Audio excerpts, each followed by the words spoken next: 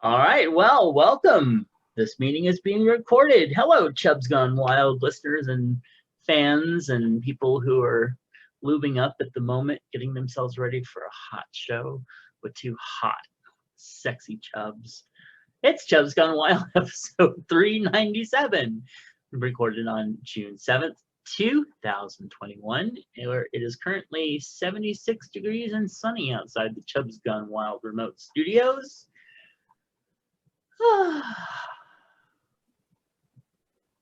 I'm just enjoying the cooler weather. Oh yeah. It's currently 146 degrees. 146 degrees. Let's hope not. Let us hope not. It is 146 days until Halloween, 201 until Christmas, 27 until Independence Day, and only 210 days till season 2 of Call Me Kat. Yay! They're talking about her possibly getting a nomination for Best Actress in a Comedy. You know, I'm lying. They're not. I was gonna say, I was like, I like the show, but I wouldn't go that far. No, I'm sorry. I wouldn't. But okay. Well, today we celebrate Daniel Boone. Did you ever watch the show? Did you watch the show when you were a kid? You know, I know I did, but it wasn't like I had the hat and the gun and stuff like a lot of kids I knew. Yeah. I remember watching it in reruns because I don't remember when it ran, but I remember either I wasn't born yet or I was just being born. But I watched it in reruns. My mom was a huge fan of that. Huge fan. Was that because she liked Daniel Boone? That too. Yeah. Oh, any of the Bonanzas, the Daniel Boones, anything like that. Merle, remember Merle Haggard from Grizzly Adams? Oh yeah. Oh yeah. She liked him a lot too.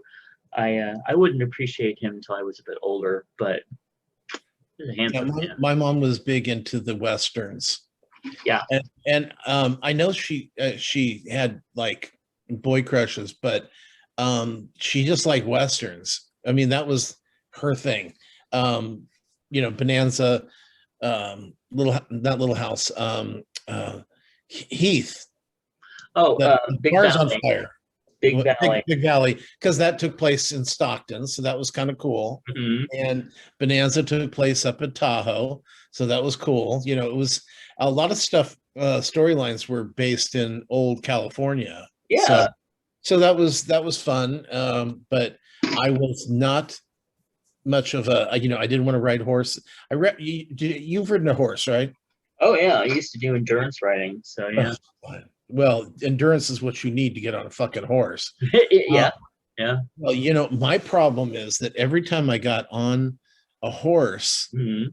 my whole hip girdle felt out of line every time, because I think it's because I got short legs and it's hard to, kind of hang on there when you're barely getting your feet into those stirrups. Right. Yeah, totally get that. Yeah. But yeah, growing up on a ranch and everything, and my mom did over 1,000 miles of the endurance competition. I went on one, and that was enough for me. Oh yeah. But I was like 8. But yeah, I was remembering the Big Valley one. That my grandmother was a huge fan of that, and I just remember what's her name, the lesbian, Barbara Stanwyck. Yes, so Barbara Stanwyck. Like there's Audra, who played Crystal. Yeah. Whatever.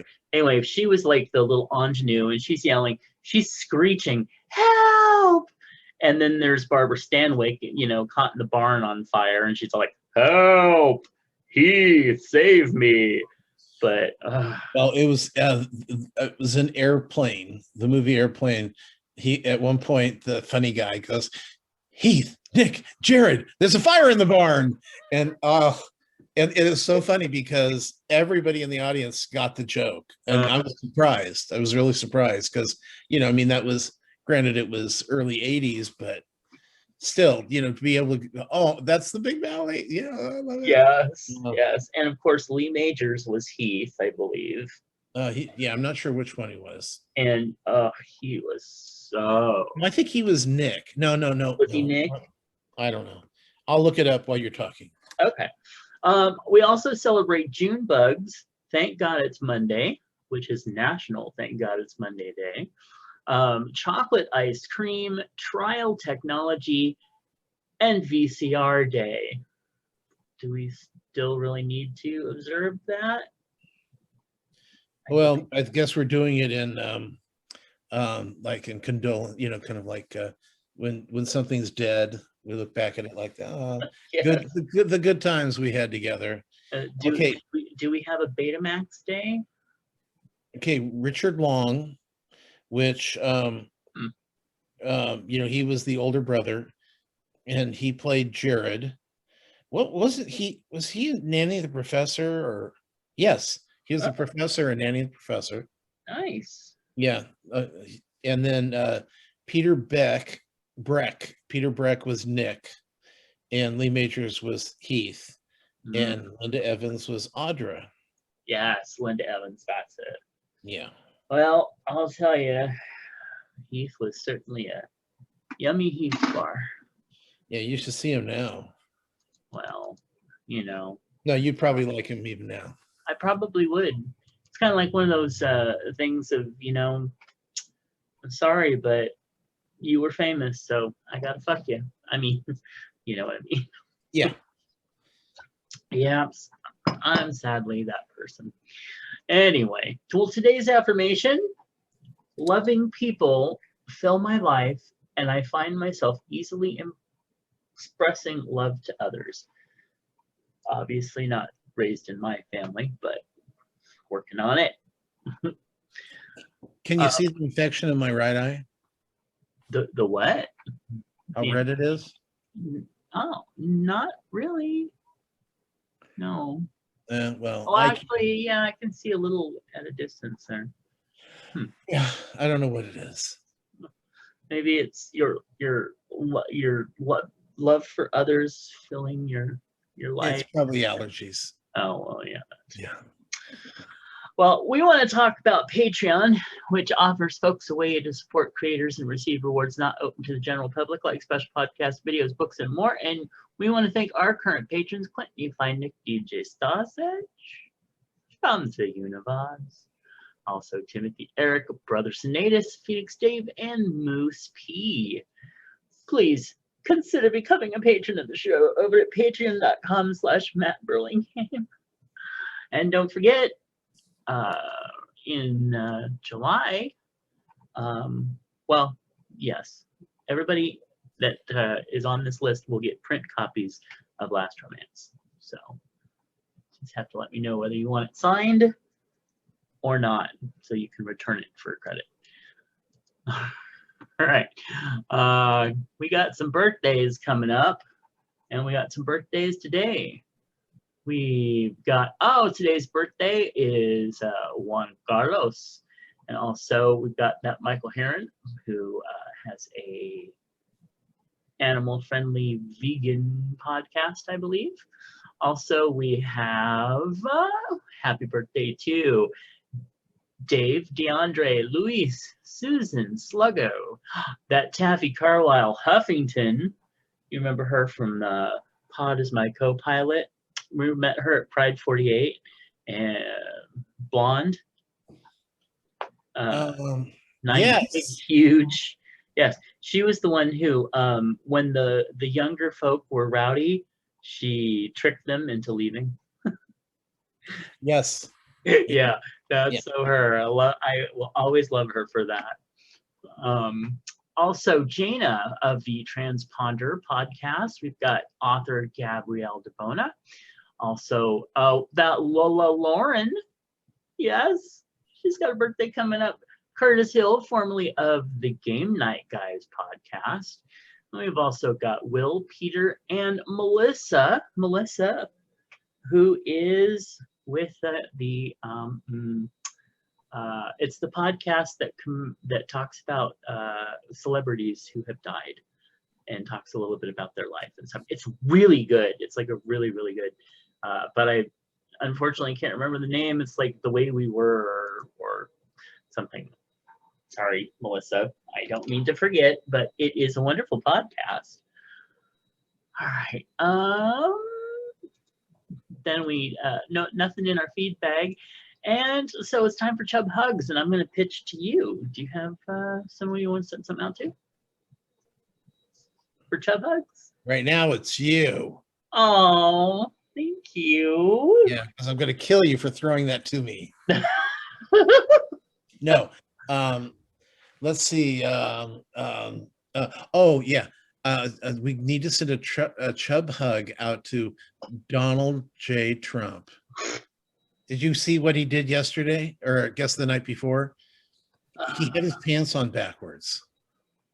Oh, and now I read something about they were trying to say that was faked by, you know, evil. Of course, but when you look at it, if you look right between the jacket, you can see the front of the pants, which should have a zipper. And then down around where the knees were, it was all wrinkled where usually it is on the back. So I'm thinking that this fat motherfucker, and I believe me, I've been guilty of not just dropping my pants off and then pulling them back on later when I need to have pants on. Yeah. And I've never had them on backwards, but I could see where you might do that if you're, if you don't undo the belt and don't undo the latch, and then you just kind of pull them up, because it's kind of like the clown that wears the rain barrel, kind of pants. And so it was and so this is just another one of his, he can't drink without two hands. He walk down a ramp and he can't put on his fucking pants anymore. Wow, so it's kind of a sarcastic Chub Hug. So. Yeah. Well, I mean, I have done that with sweatpants before. Sure. But not something that had a zipper. I can't say. I know you would have to. How could you not go? That's weird. I can't put my hands in my pockets. Why are they back here? Or what's going on? Yeah, just wow. He's just a sad motherfucker. Well, yes, I will definitely agree with that. As he used to say on Twitter, sad. I have no Chub Hugs to send out. Wow. I know. I'm just. No, they're free. I know, and I try to think of someone, but yeah. Oh, you know what? Actually, here we go. Here he goes. I did think of one. To Ed and Mark's pup Hermione. She caught kennel cough from another of their pups, or their other pup, and had to go into the hospital because it turned into pneumonia. But she's home. She has eaten, and she is seemingly doing really well. And so for that, she deserves a big Chub Hug. All right, now it's time to get into current topics. On the first day of Pride Month, Republican members of Congress signed onto a bill that would ban rainbow flags at embassies. Not surprising. Oh, and it's led by crazy Taylor Greene. So, yeah. Mob laughs as they viciously stomp a 12-year-old kid who wore a rainbow flag to a picnic. Also, a middle schooler, about the 12, 13, beaten up and choked for wearing a pride flag to school. So all those people that are like, I just don't understand with how great things are now, how kids are still killing themselves over being gay. Well, now you know. Also, on a lighter note, Disney's High School Musical star Larry Saperstein came out. Isn't it like the second or third one? Oh, is this a new one? I think so. I know we talked about one a couple shows ago. Yeah. Maybe, I don't know. Maybe it's the same guy. Maybe. I don't know. Anyway, so, and on that note, Tom wants to talk to you about. Well, let's see. Okay, remember I said I only had 2 girls left. Well, the third one, it looks like she's trying to come back. So Oh. that's good news. Good. I'm not holding a lot out for that because I pretty much thought it was over, but she's showing a little green. So I'm hoping that, yeah, that pays off. Nice. Let's see. This week on Top Chef, they had to cook tofu. No, you need to start learning how to cook tofu. I just remember when we had a friend when she used to cook it, and I was just mortified, absolutely mortified. Yeah, I've had it in like hot and sour soup. Mm-hmm. They're little strips, and they almost feel more like noodles than tofu. Okay. Because it's the texture that bothers me. Because it doesn't really taste like something unless you've marinated it in something. Yes. And then you can fry it, you can heat it up, you can slightly warm, you can do a lot of things with it. I just but anyway, the remaining let's see, it was 6 people, chefs. They had a runoff at the beginning. Then the 6th, they had little battles. So the 3 that won, they got to step, they're aside, they're safe for the week. And then they had to keep playing it down. And it was, some of it looked just hideous. It's tofu. It's really, and it's like, we were sitting here going, well, I wouldn't mind trying some better tofu, but I don't want to eat it at a vegan restaurant because I don't trust vegan restaurants. Right. Yeah, because it's like they're gonna go, this is really good, and it's like, of course you think it's good. You don't eat fried chicken. Right. What do you know that good? Years. You don't know. Yeah. So that was fun, and let's see, High School Musical, the musical, the series, the 2nd season. It's not, we're supposed to be doing Beauty and the Beast, and we barely even are in rehearsals. It's like this week they were stuck at school rehearsing during a snowstorm, so it closed all the roads, so they had to stay at the school. And ultimately, one of the kids whose parents run a pizza parlor was able to send one of the kids that work at the pizza parlor on a snow machine. Is that what they're? Oh, okay.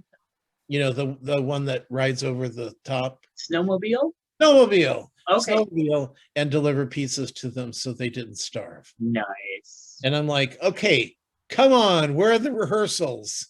They were supposed to be rehearsing, but then they were too panicked that they were going to die of hunger and freeze to death, even though they still had heat, and it had been like, it was like 5:30 in the evening. It's like, oh, okay, it's not like you've been in there for 3 weeks and you're starting to eat the youngest. The most tender goes first. But so that was interesting. I finished Special, the one about the guy with CP, and it's weird because I have really mixed feelings, because the character wants to be accepted without being accepted as the guy with CP, but then he expects that how to treat him because he's got CP. Oh, I know people like that. And I know I've done the same thing with, it's like when guys go, yeah, I really want a fat guy over 300 pounds to go hiking and, and like long distance running with.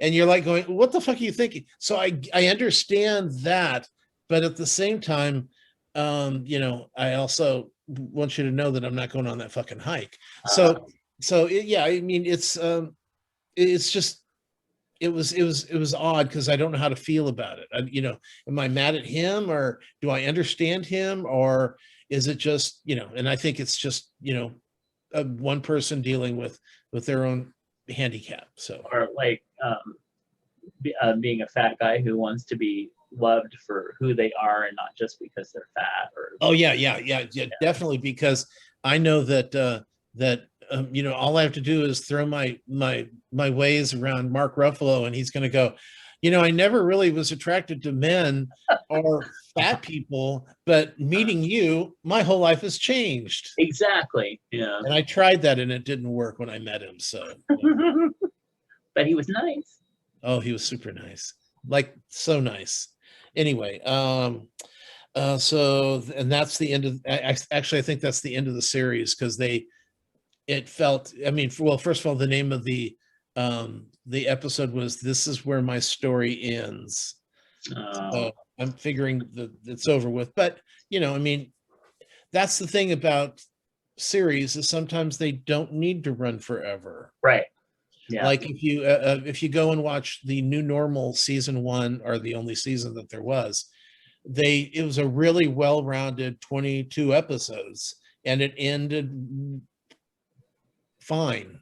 It ended where you'd hope it would end, and it was kind of like, okay, I would have liked more, just because I like the personalities, but another 22 episodes of the whole gay thing, Right. it's really hard. It's really hard to go beyond, well, in any show, honestly. I mean, we're watching, of course, Cougar Town every day, and it's like the first 2 years they did 22 episodes a year, then they went down to 18, and then for the 2 years, and then 13 for 2 years.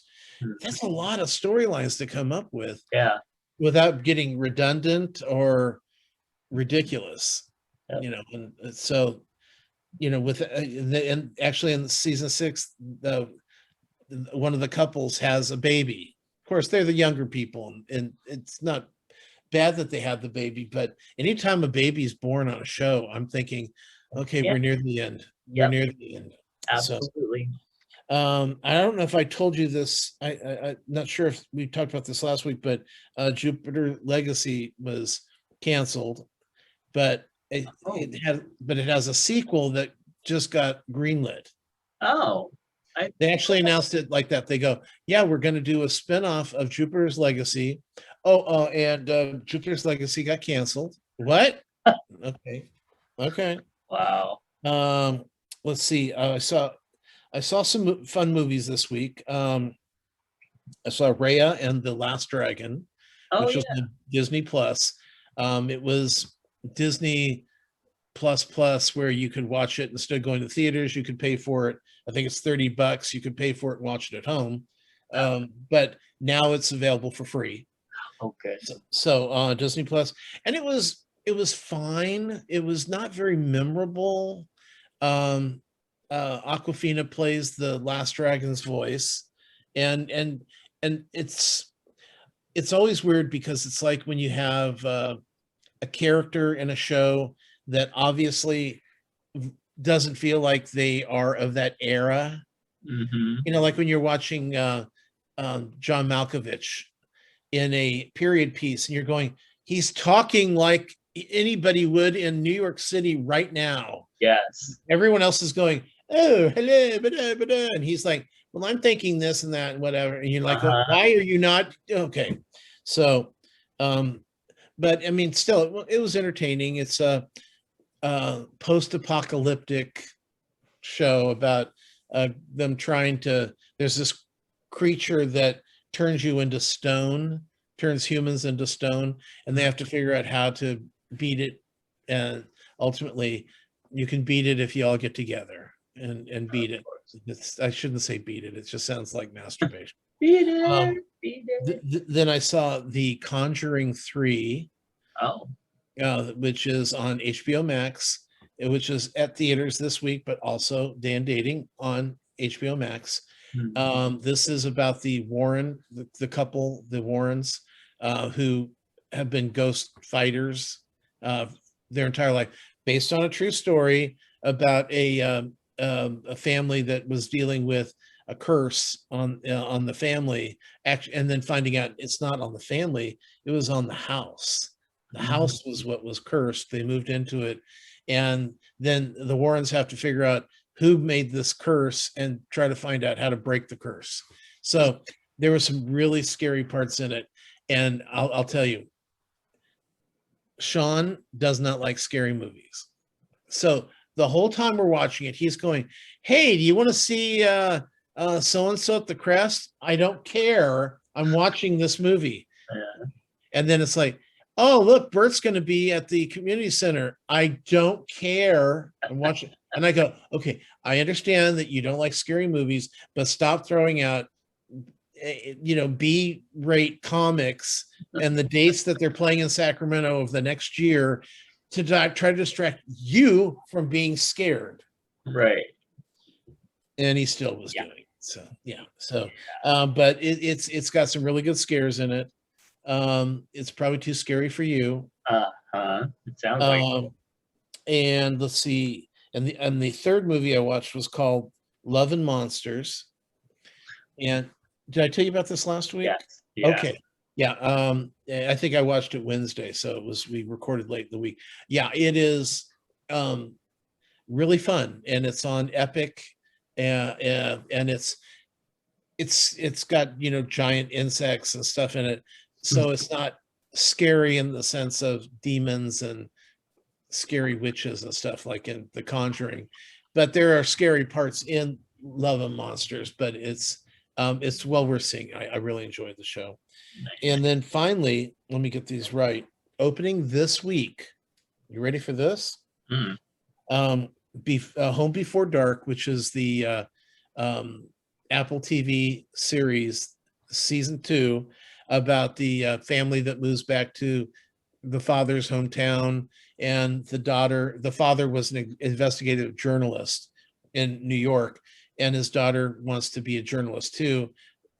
So she hears in season 1, she hears about this, this missing person and this like something that happened, and she figures out what really happened. And so in season 2, I don't know what's going to be, but it was, I for some reason, I just love shows about young kids having good time. I think it's because it reminds me of me when I was a kid, and I was always like, when I watched it, I remember being, when summer came, you had a whole season planned out. We were gonna do this at one point. We're gonna go, and like I lived up at Lake Tahoe, and we went looking for new lakes, many lakes up in the hills, and we'd go hiking. And of course, we're finding lakes that have, like piers and parking, but it felt like we found them, right? Yeah. And so, but we would have the whole summer planned out that way. And so when I watch these kids shows, even like the Mighty Ducks, it's just it takes me back to that time in my youth. And then and it's the shows you don't have to even think about. They're just they kind of flow over you, and you have this moment of remembrance. Yeah. So I really enjoy that. Also on Disney Plus, the new series Loki starts. Yes. And then on HBO Max, Lin-Manuel Miranda's new movie In the Heights starts. That's also available in theaters, but it'll be day and dating on HBO Max. So I'll be watching all those. Looking forward to it. And that's about it for me. Okay, cool. Well, as for me, I had a burst of energy yesterday and cleaned my room. So it was lovely, and I just feel all organized and everything. Even my bed's all straightened up, and couch is cleaned off, and it just so nice. And it was also perfect timing. So the night before last, I finally managed. So blurbs are what we put to usually on the back of a book, and to describe a book. When you look at Amazon page about a book, it's the stuff there that tells you about the story. I hate writing blurbs. Blurbs are it's an art. It's kind of like logo making. There's design, there's layout, and then there's logos, and it's a whole thing unto itself. Well, so is blurbs, and I've been working on the blurb for like over a week, and I'm just struggling, and finally I knocked something out and I said, okay, that's it. And I posted it on Facebook, and I said, because none of my people were around, everybody was all off doing their own real life adventures. So I posted online and I said, all right, people, what do you think? And then I sent it to Michael Sage and I said, all right, what do you think? And he loved it, and nobody else like responded on Facebook until the next morning. But I was just like, I'm gonna get this done tonight. So I said, okay, Sage approves. So we did it, and I did it, and I ended up having to redo the cover like 3 or 4 times because Amazon's specs were all weird. And anyway, so it took me hours and reformatting and doing all sorts of stuff, and finally I got it done. Last Romance Kindle version will be released on July 1st. Officially, it is available for pre-purchase now on Amazon. And then they just shot me back something from the paperback after saying it was fine. They sent it back and said, oh, well, your cover is still off by 0.015 something inches. And I'm just like, ugh. So I've got to fix that. And then the paperback will be up and available for release at the same time. And there we go. So Last Romance is very close to just being done, but it is now available for pre-purchase. So here we go. Yesterday on In the Kitchen with David on QVC, David just wrote a cookbook. Oh. And so yesterday was the launch of his pre-order for his October thing, his release. And guess how many books they sold? You know, this is cookbook, right? So guess how many cookbooks they sold on day 1 of the pre-orders? I'm going to say 10,000. 54,000 copies. Jeez. Which I'm thinking, and I was telling Sean, I go, I think 54,000 copies of a cookbook is probably outrageous. You know, I mean, you know, Martha Stewart might be able to pull off that or more, right. But, you know, it's like, it's a cookbook, you know, those are usually, you know, Christmas gifts or, you know, yeah, I mean, I would think it wouldn't be a lot, but 54,000 copies, crazy. And probably at the amount that they sold it for, probably around $20 maybe. Yeah. And so they're probably take home for the author is going to be about at least $10. So that's over $500,000 just in pre-orders for the author, which is like, yeah, for a book that doesn't come out until October, right? And it's going to have many more showings, I'm sure, on his show, on his kitchen show, and it's just that was crazy. So maybe we can get you on QVC and get you some. That would be lovely. That would be absolutely lovely. I also sat down and took about 2 hours to send out requests, because reviewers, a lot of book reviewers now on the review sites, you have to pitch to them to review now because they are that uppity. But they do get a lot of requests, so I kind of understand, but you're like, okay, I'm offering you a free copy of the book, come on. Anyway, I got 1 hit back saying, yes, we're interested in reading your book. So we'll see what comes of that. But anyway, I'm happy to have that up there. So now if I can just get the paperback thing sorted out. Speaking of sorting things out, so I don't know if I mentioned it last time, but we did get my father an iPhone.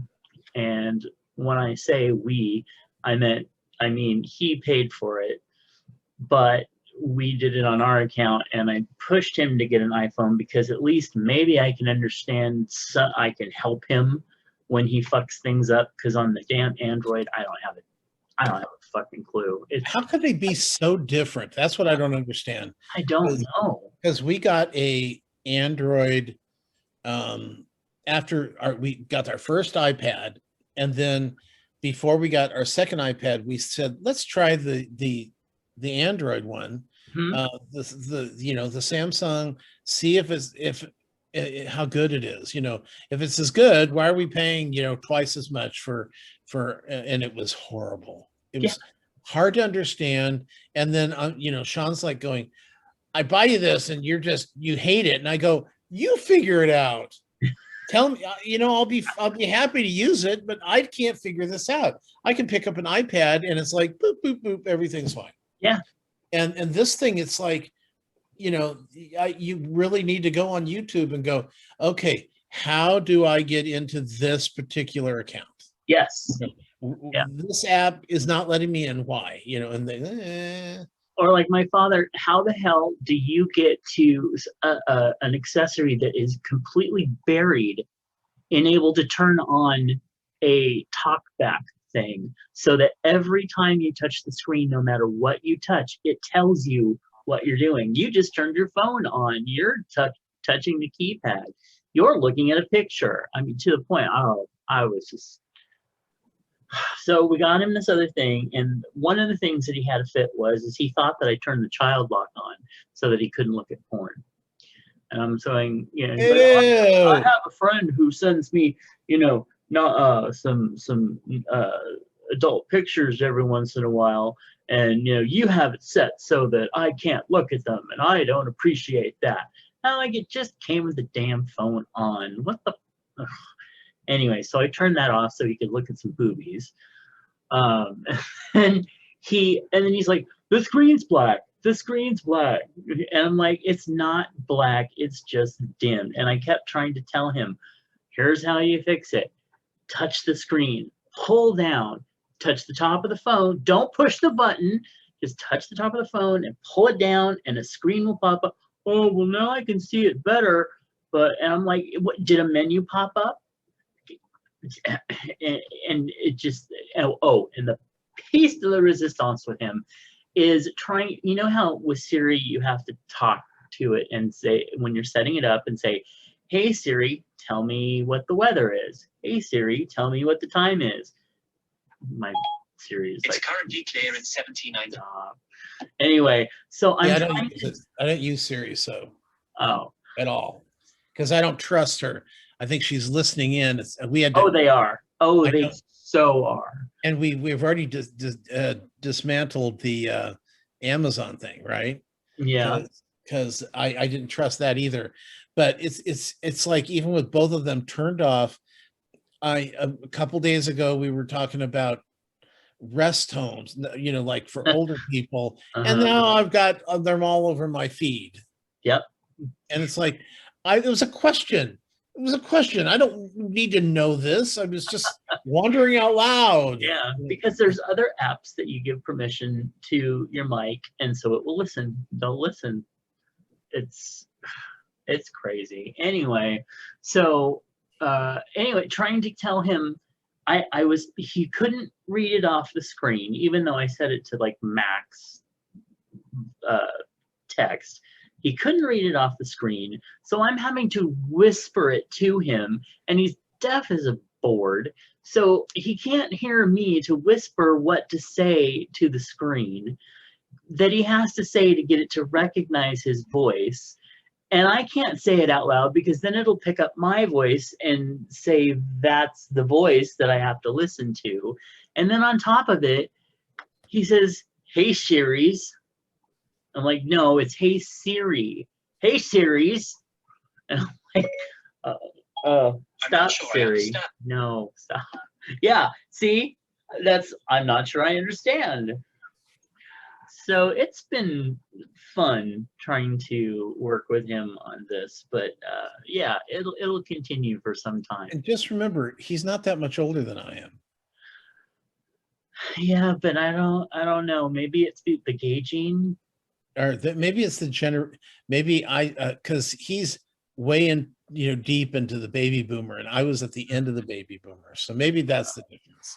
Yeah, maybe the end of the baby boomers weren't quite as geriatric as I hope not, because I just can't see you having this much trouble with something like this. Even my mom gets it. Even she is more intuitive. She has her issues every once in a while, trying to figure it out, but nothing like this. He's just insane. Which, speaking of, my mom turned 71 this 70 this month. yeah, So I don't know. don't age her. She'll Yeah, kill you. right. Just might. 71, slice your throat in the middle of the night. Oh, I've seen those movies. I have too. So remember when I told you a while ago that John ended up, there's a fridge. We got him a refrigerator for his room, a little mini refrigerator for his room a long time ago. It's been fine. Well, then his girlfriend, not girlfriend's son moved, yeah, and left this fridge that's just slightly bigger. And so he was determined that he had to have it. And we have told him no. My mother has told him flat out, if I drive up to pick you up and that refrigerator's out of there, I'm driving home. You will not get in the car. We will not tolerate you having this thing here. And I said, and I told her, I said, it is a matter of time. At some point, he will either figure out a way or he will trick us into it. And so the other day, after I was done running some errands at the store, and I got home, and Mother had gotten home from dropping him off over there, and I came in the house, and she said, guess what's in the back of the car? And I'm like, what, do I have to bring something in? It's the refrigerator. Oh, girl, it was a good thing I was on some like common pills, because oh, I would have just hit the fucking roof. So now, at some point today, I have to go drag a refrigerator out of my mother's car, which he stood there and made her and this other woman put it in the car. And now I have to drag it in here. And I was just like, okay, fine. It's here. I can't do anything about it, but I'm taking the refrigerator. I'm taking it. I'm defumigating it, because who knows what of his nastiness is in it. And then I'm keeping it for myself. I will have sodas in my room. And he's like, well, I wanted to give that to you. No, that's mine. Mine now. You know, that just makes you turn more and more to your father.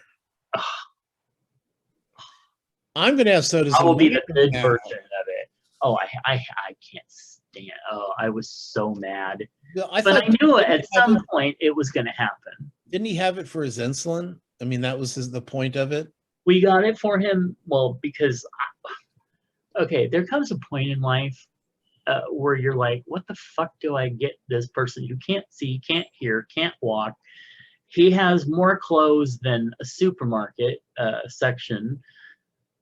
Is that right? No, he has more clothes than Walmart, let's say, stuck in his closet. He's a hoarder.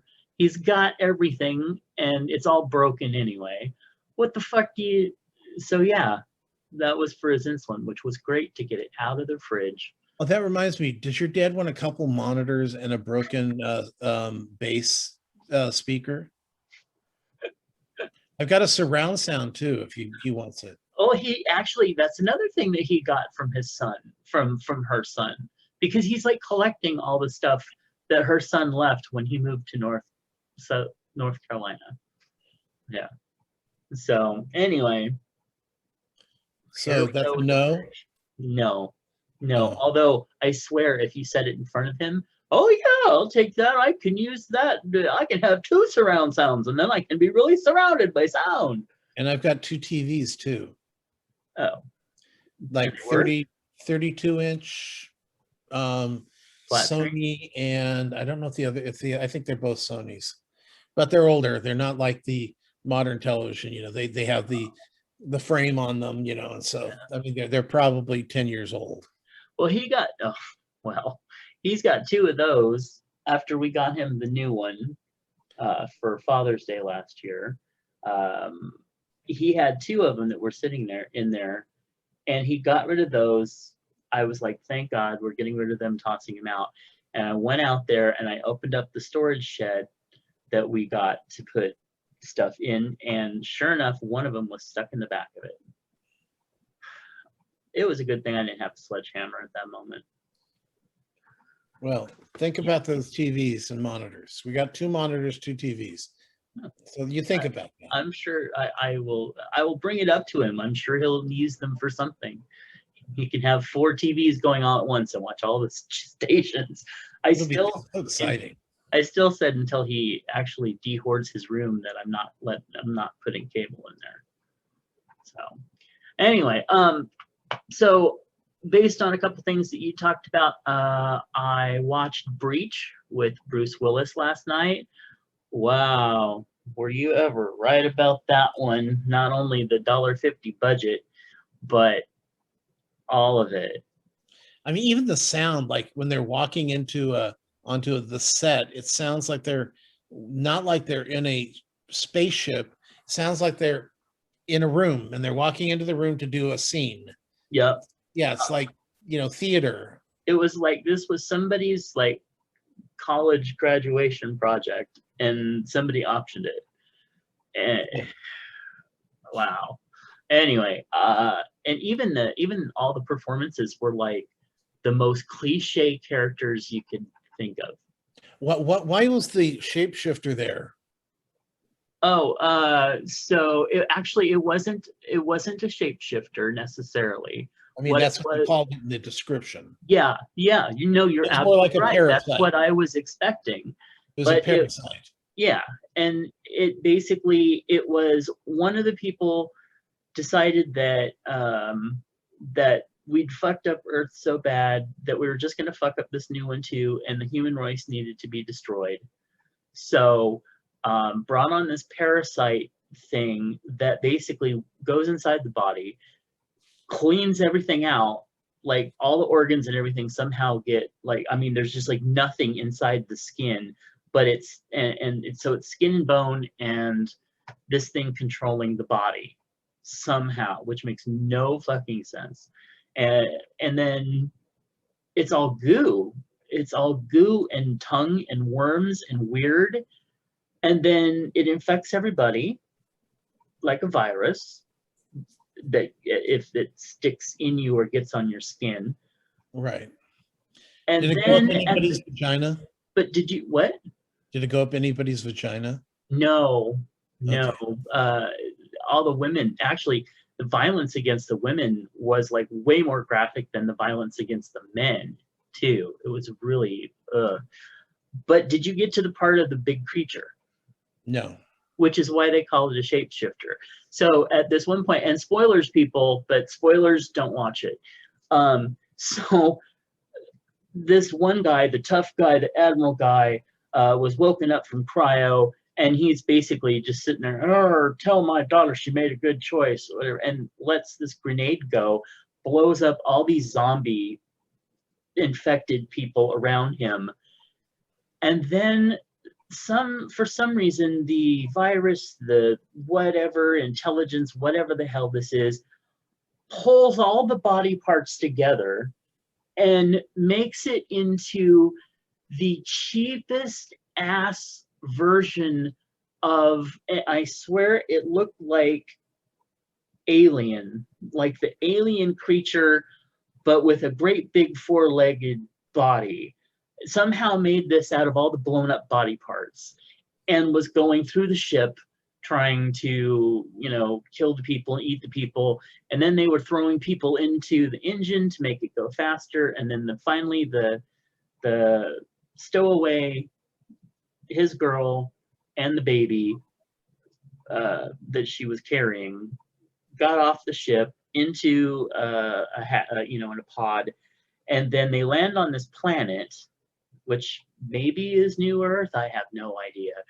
And then they get there and they're walking along and it's so beautiful and they're so happy and they see somebody. And of course, the person doesn't turn around when you call them and uh-oh.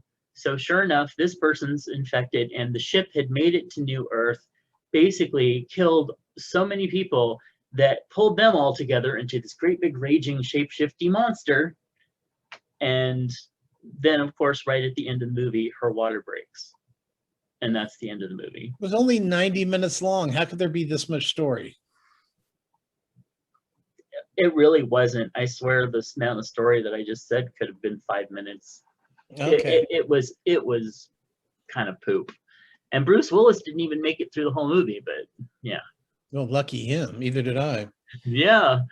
I also watched Ragnarok series 2. It was really You finished it? Yeah. Yeah, I still have 1 episode left. 2 episodes left. Okay, so then no spoilers, but it's really good. I agreed with everything you said. The teenagers are so awkward, you know, and just average teenagers, which is like, okay, cool. And all the adults are like, except for the mother, but all the other adults are like, hello. I know, it's so weird. But I actually looked up, because the Godfather and his son look so much alike. Yeah. I thought maybe they were related, but they're not. Yep.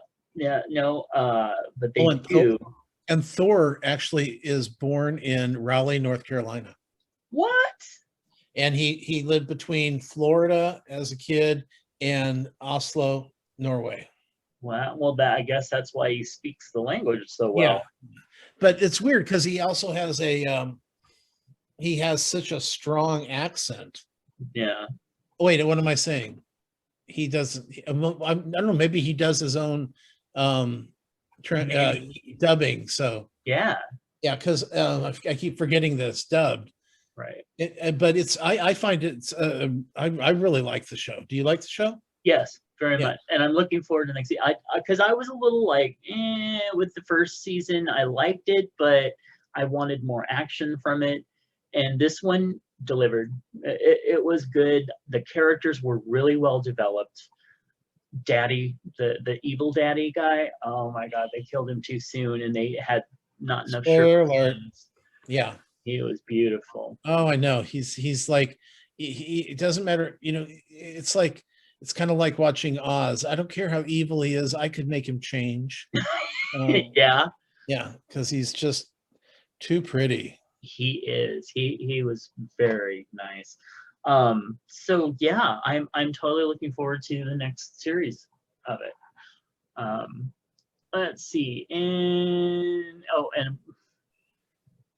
Well, what's the challenge? When we're done with it, we'll talk about any spoilers from Ragnarok. Okay, so Disney Plus challenge. Basically, I haven't watched anything on Disney. I've been paying for it for months, but I haven't watched anything on it.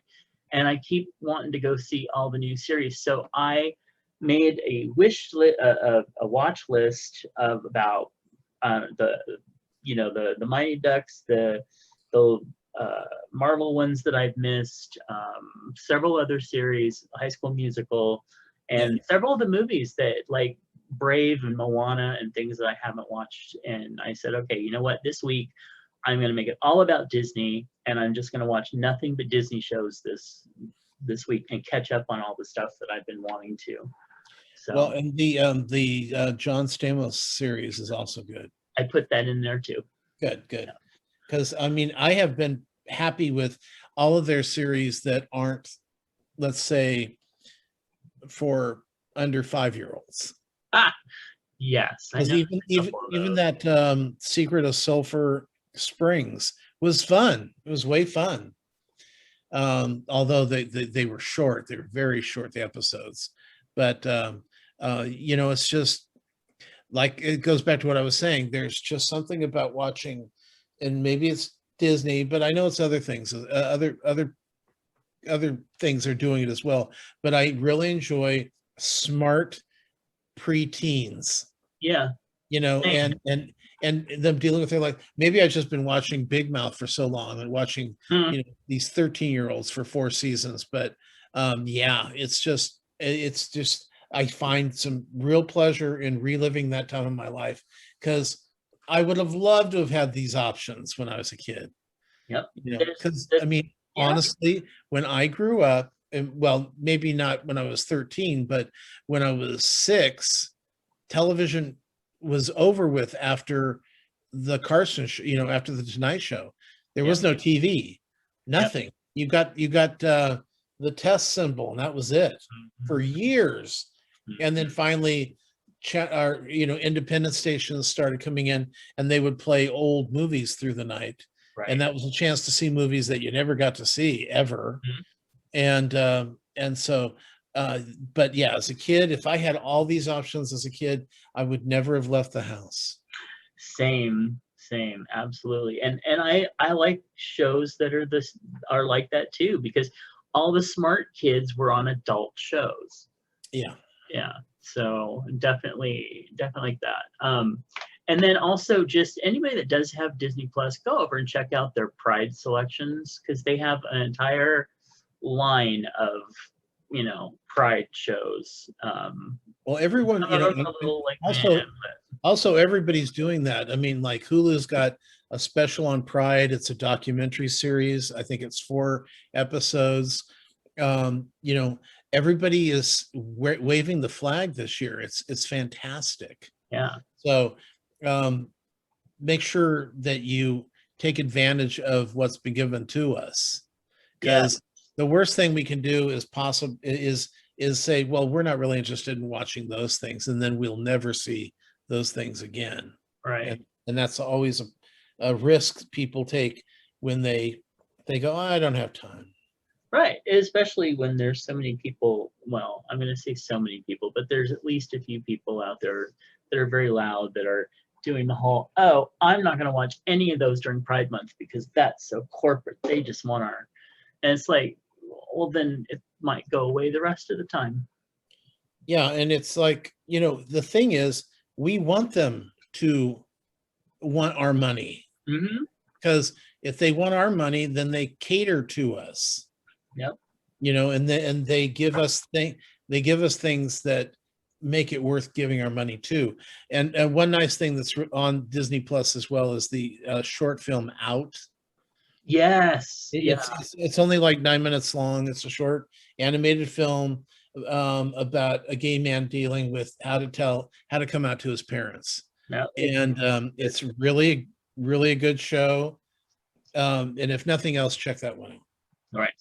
And that's another thing too. We talked about how valid and how important our dollars are when we boycott. We need to do the same thing when we're supported.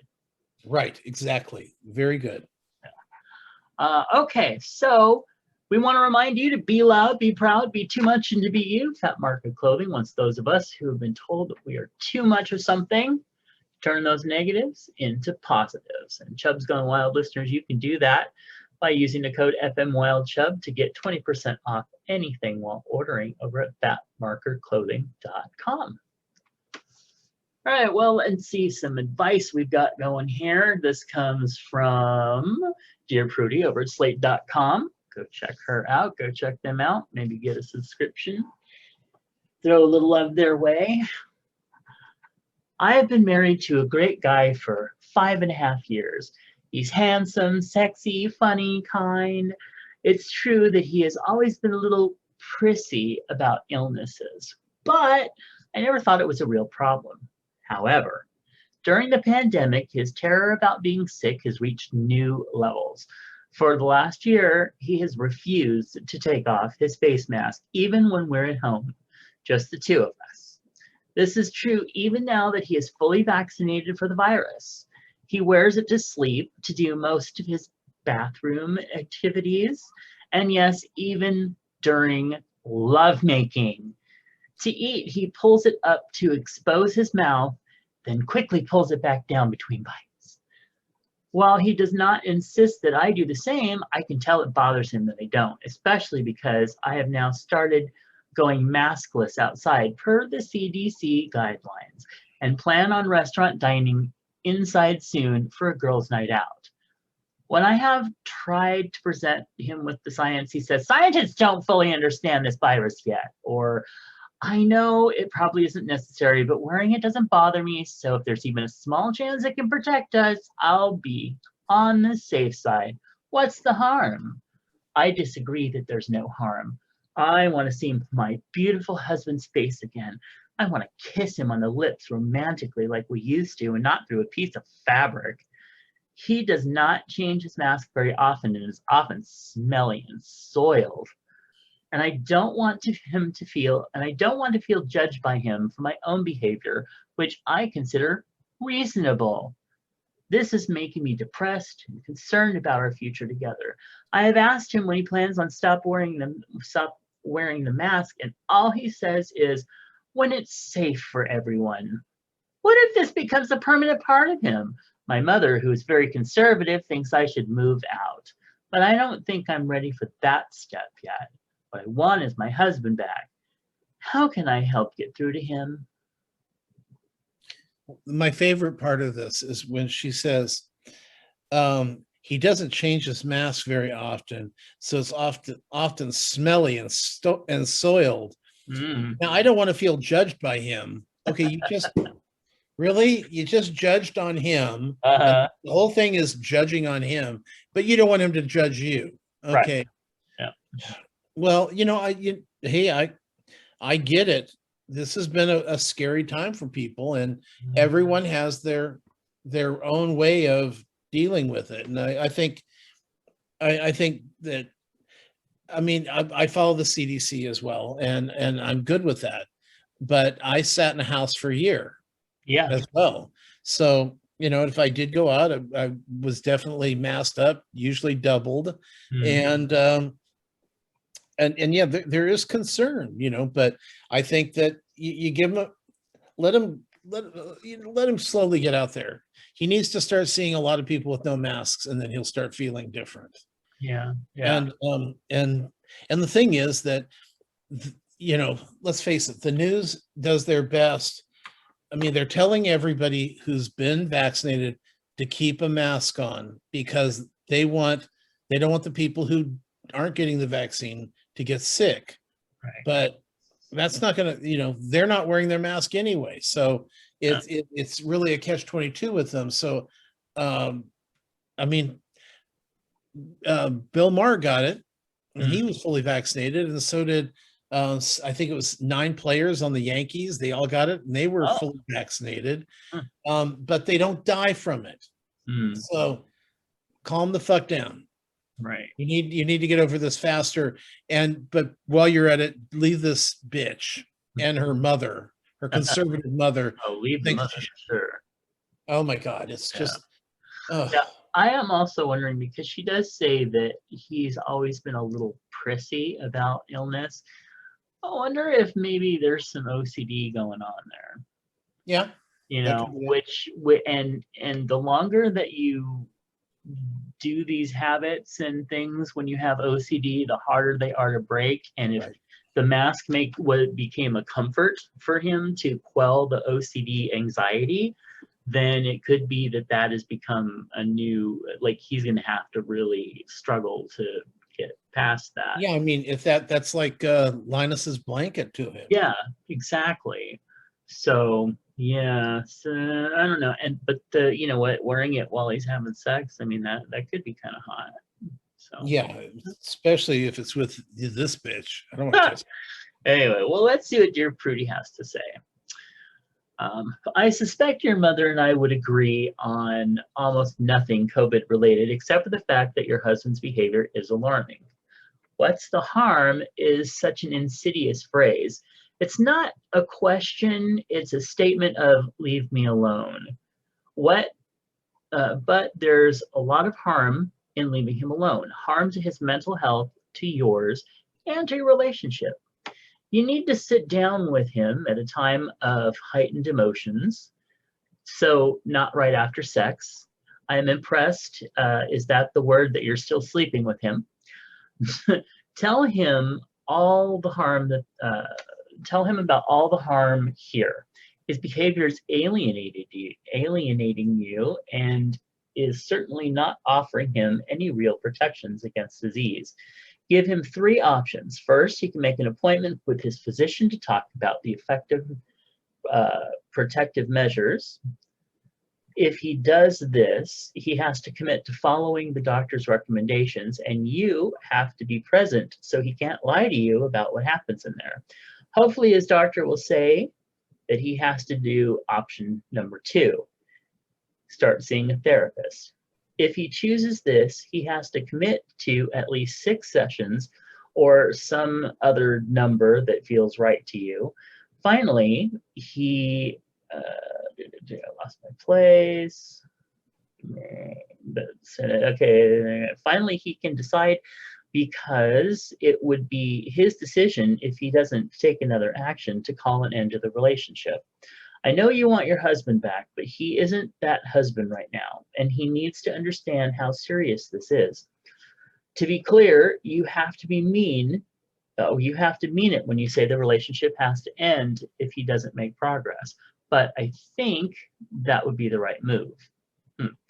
If he goes with one of the first 2 options, you should promise to do the legwork, finding him a therapist, making appointments, etc. Your husband is in the middle of a long-running crisis, and this is the worst time to have to navigate our completely patient-unfriendly mental health care system.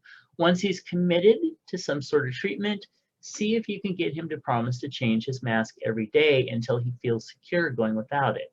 If you don't have enough at home, there are lots of deeply discounted masks available.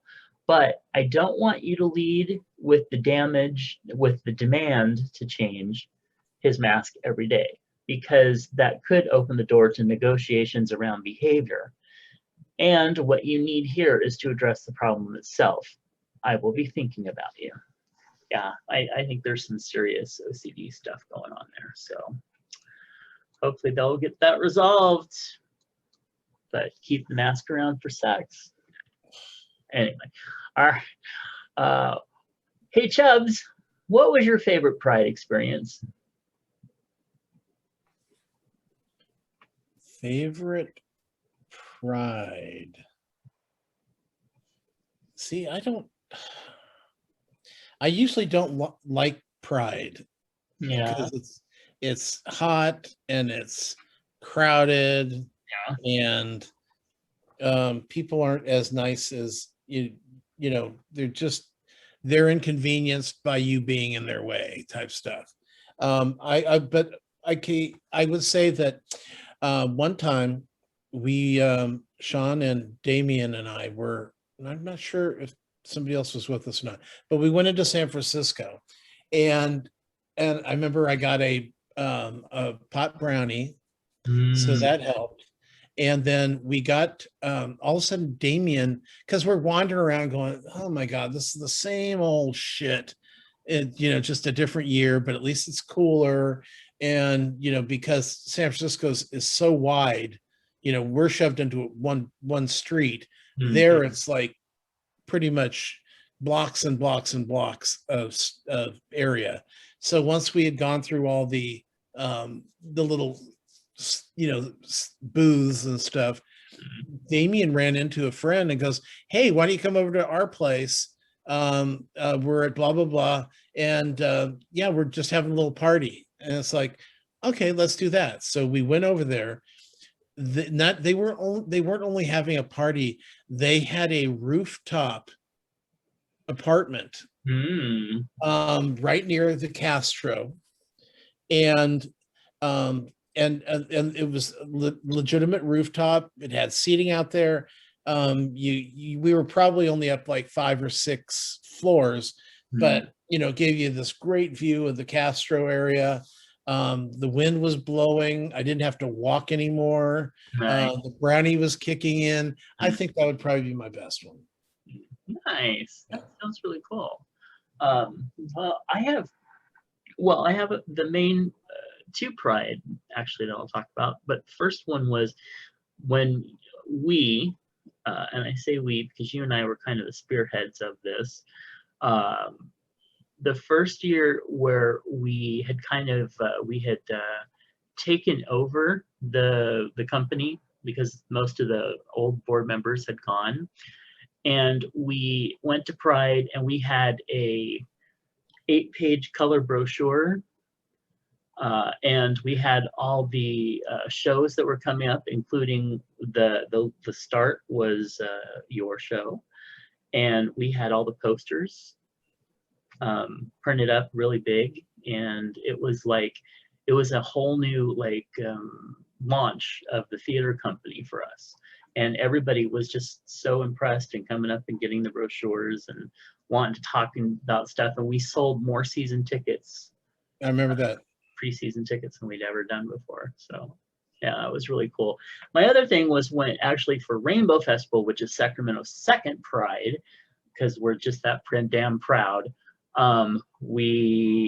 It was the one where the magazine where we were working at sponsored bringing in all the like Tiffany and Debbie Gibson, and we had tons of celebrities and stuff like that. And it was like this huge day. Billy Porter, don't forget him. Yes, dear sweet Billy Porter, who back then was dim as a bulb, but has obviously grown up to be an amazing performer. What?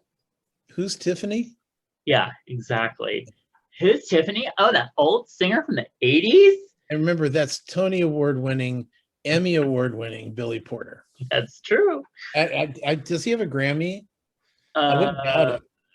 He probably does from the cast album of Kinky Yeah, Boots. yeah, probably. Yeah. But he was with Ari Gold, who is now passed. But just recently. Yeah. But they were together at the time, and so they came together and together. I'm sure they did that. But yeah, they were dating, and Billy was every time Ari like had to do something, Billy was very like, mine. Why are you leaving me? I want your attention. I want your attention. I want your attention.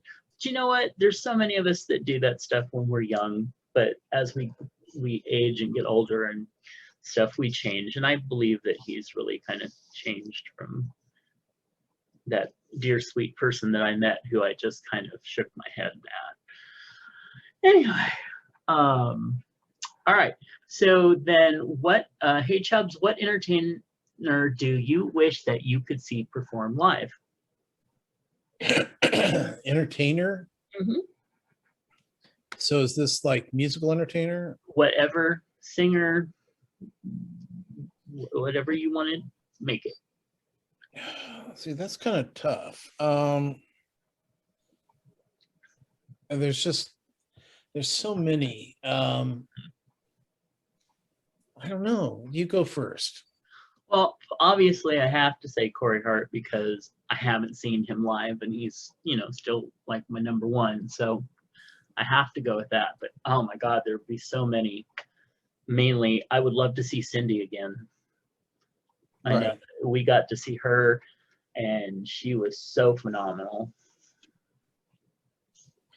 God. Melissa Etheridge, I got to see her, but I would love to see her again. Oh my gosh, she's a powerhouse live. Yeah, I saw her doing acoustic set. Oh, neat. At a hockey game. Oh, wow. Yeah, she was the they had her and the guy who sings Center Field. He was from a group, and I'm completely blank on his name. Center Field or Centerfold? Center Field. Huh, I don't know. Yeah. So anyway, but they were both it's like, oh my God, I can't believe this is usually at hockey games, they they have like games for the kids to play out on the ice. Yeah. And they're usually stupid. No, we had major acts, major Grammy winners, cool. Oscar winner out there, singing. It was crazy. I've been really fortunate up until the past few years, where I'm not liking the crowds. Mm-hmm. Audiences are so rude nowadays, and I'll tell you, if I have to sit through another play and listen to people drinking out of those water bottles that crackle, I'm gonna kill. I think it was Patty LuPone actually stopped the show and goes, "Stop drinking out of that bottle," because they were playing with it. It was so distracting. Somebody famous did, but so I don't know. I probably would have liked to have seen some of the older people in their heyday, like Angela Lansbury doing Maine, Mm, or unfortunately, I did see an older um, Carol Channing doing Hello Dolly. oh, But she was, when she did it in the 60s, she was probably 30, and then I saw her doing it when she was in her 70s. So yeah. but it's just I would some of those people I would have liked to have seen some of the old classics, Gwen Verdon, or even Liza Minnelli doing something on Broadway. Or Barbara Streisand did Funny Girl on Broadway. It's 8 nights a week. That's you know incredible. yeah, and it's strange to think that that the time period. That's why I always thought it would be really cool, back during the 60s, when there was so much loungy kind of, there were comedy clubs, a lot of comedy clubs, and you just go in there and have a drink, and somebody's telling jokes, and then or here comes the stylings of Liza Minnelli, or people are in between shows, so they go in over to the so and so club and perform 3 nights a week, Right. for cash. And it's like, that would have been incredible to see some of those people, because it was major stars would come in and pop in just to perform. And and those days are just not around anymore. And, another thing that I've always thought was so neat was the Studio 54 back in its heyday. That would have been such a cool place to hang out and see all It the actually celebrities. really was. I mean, there were a lot of celebrities, sure, Yeah. but it was like, oh, every time I see shows on that, Yeah. it makes me not want to go to Studio 54. There's a new one, a new documentary. It's either on Prime or it's on Netflix, and it looks just awful, especially after watching Halston, which had many a scene in Studio 54 where there's people actually having sex, Hmm. at their table. Yeah, no. That reminds me, are you going to watch what was it, the 41?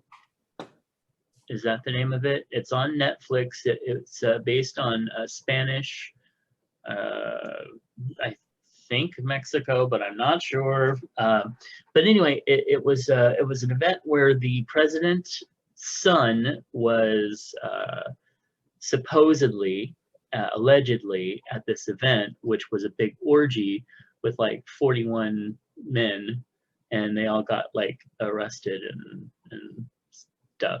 It is on Netflix. I watched a little clip about it, and it's a historical, like it really happened and everything. And it basically, Right. So is it a documentary or is it it's a reenactment? yeah, Okay.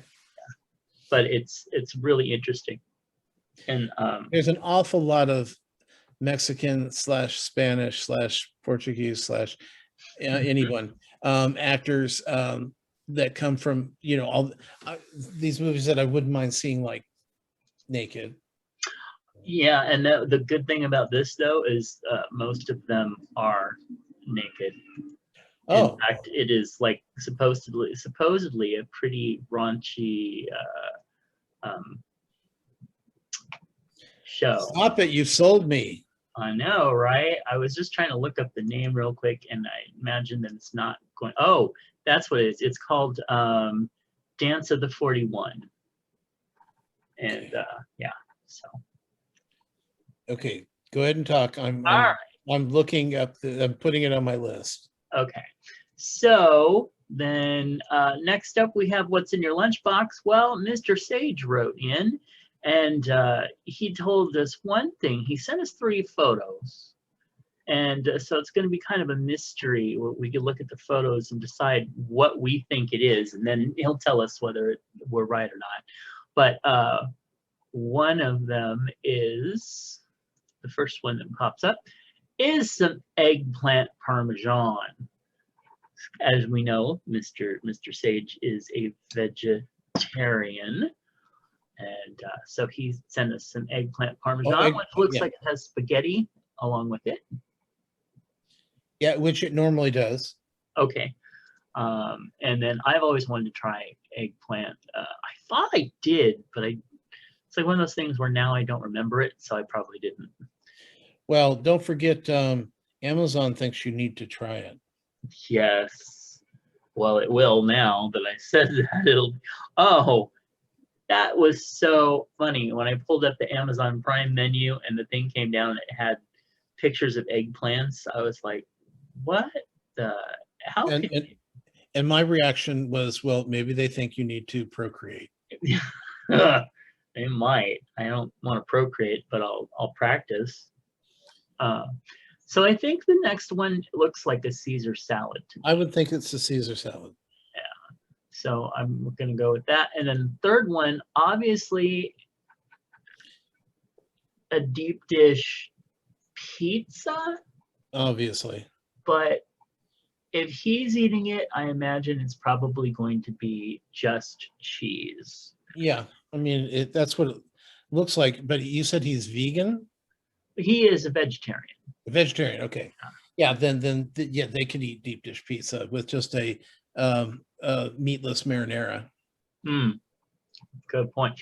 Look at, there's like 3 huge pizzas on that. Yeah.